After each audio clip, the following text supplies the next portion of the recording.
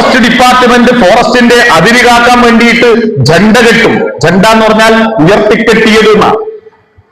അതുകൊണ്ടാണ് കൊടിക്ക് ജണ്ട എന്ന് ഹിന്ദിയിൽ പാട്ടില്ലേ, ജണ്ട ഊഞ്ച ദേഹമാര. ജണ്ട എന്ന് പറഞ്ഞാൽ ഉയർത്തിക്കെട്ടിയത്. ഫോറസ്റ്റിന്റെ അതിർത്തികളിൽ കല്ലുകൊണ്ട് കെട്ടിയതാണ് ജണ്ട. ഇത് ഫോറസ്റ്റിന്റെ അതിർത്തിയാണ്. ഇത് നാട്ടിലപ്പുറത്ത് പട്ടയമുള്ള ഭൂമിയാണ്. ആ ഭൂമിയിലുള്ള മനുഷ്യരുടെ പശുവിനെയും ആടിനെയും പിടിക്കരുത് എന്ന് കടുവക്കറിയില്ല. അതിന് കാടേതാ നാടേതാന്നറിയില്ല. നാട്ടിൽ ആടുണ്ട്, പശുവുണ്ട്. അത് അന്വേഷിച്ച് പോകുന്ന കൂട്ടത്തിൽ രാധയെ കണ്ടു. രാധയെ കണ്ടപ്പോ ഇത് മനുഷ്യ സ്ത്രീയാണെന്ന് അതിനറിയില്ല. അത് പിടിച്ചു തിന്നോ, കൊന്നാ പാപം, തിന്നാ തീരും. അത് പിടിച്ചു തിന്നോ, അതിന്റെ പേരിൽ വലിയ ബഹളായി. എന്നാ പ്രിയപ്പെട്ടവരെ, കഴിഞ്ഞ ഒറ്റ വർഷം കൊണ്ട് 2026, 2025 ഡിസംബർ 31 പോവുകയാണ്.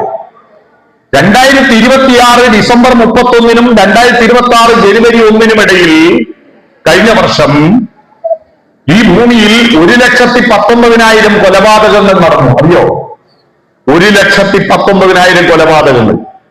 ഈ കൊലപാതകങ്ങൾ നടത്തിയതൊന്നും തന്നെ കടുവയോ പുലിയോ കരടിയോ ആനയോ അല്ല. സ്കൂളിൽ പോയി അക്ഷരം പഠിച്ച, ദൈവത്തെ പ്രാർത്ഥിക്കുന്ന, കരുണാകര എന്ന് ദൈവത്തെ വിളിക്കുന്ന കരുണാകരനാണ് ദൈവം. ദൈവങ്ങളുടെ പര്യായങ്ങളിൽ ഏറ്റവും നല്ല പര്യായം കരുണാകര എന്നാണ്.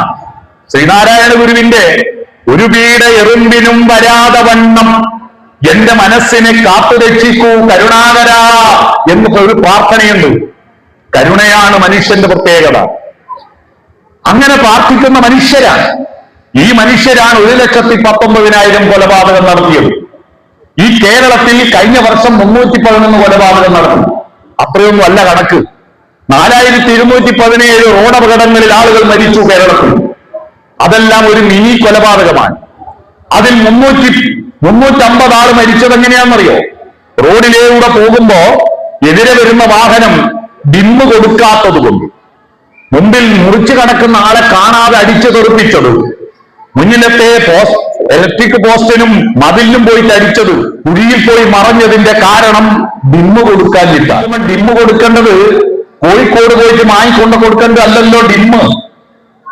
ഓടിക്കുന്ന ഡ്രൈവറുടെ കയ്യില് വിരൽ ഇങ്ങോട്ട് ചലിപ്പിച്ച ഡിമ്മായി, അങ്ങോട്ട് ഇട്ടാൽ ഹെഡ്ലൈറ്റായി.